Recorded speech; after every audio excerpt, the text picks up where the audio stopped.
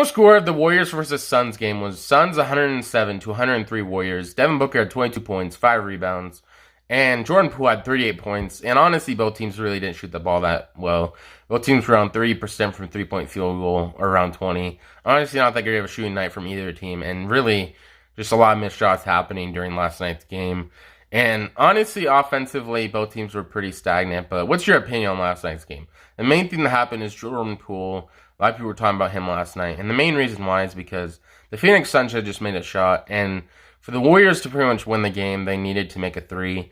But the Suns were pretty much going to foul as soon as they crossed half court. So he figured, I'm just going to throw it from half court. Honestly, I don't know if that was a good move or not. I feel like if they really wanted to win the game, I felt like he should have gotten closer to try to do it. But that was the main thing people were arguing about. Honestly, I feel like I probably would have just advanced it from half court and then drained the free throws. He doesn't seem like he'd be that bad at free throws. I would have drained them and then took it in overtime. And they maybe would have had more of a chance to win and momentum would be on their way.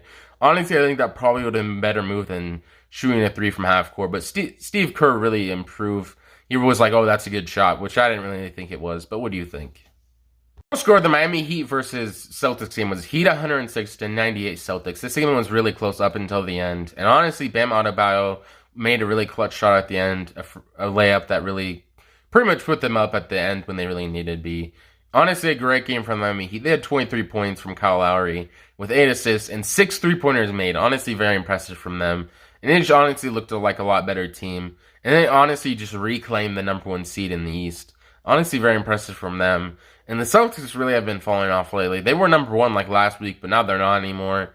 And honestly, just went by so quickly, I didn't even really see that someone changing the number 1 ranking for the East. But what do you think? News from former St. Peter's, Shaheen Holloway has been named the new head coach for the men's basketball team. Honestly, a lot of people were saying that he was a sellout and all this other stuff. He shouldn't have waited until after the tournament and shouldn't have left St. Peter's. But honestly, I feel like he wanted a bigger and better opportunity. And this was the way he was going to get more money. And I definitely do think this was a good move from him. Seton Hall's definitely have a good coach in Shaheen Holloway. And honestly, in my opinion, I think this was a good move. Obviously, the contract negotiation was still going before even the tournament. It's not like, out of nowhere, he just started signing this. Like, this probably took a long while to really do. It's not like, one day you just signed the contract. He definitely had a legal team or something look over it. And he obviously talked to St. Peter's maybe to see if they would offer a better contract. Obviously, they probably didn't. He's alerted his players too, so I don't really know why you're so mad about that. And honestly, I think this is a bigger and better move for him. And what do you think about this? Is this a good move? Honestly, I would probably have taken the bigger job just because you get more money and he has a very good chance of making it farther in the tournament.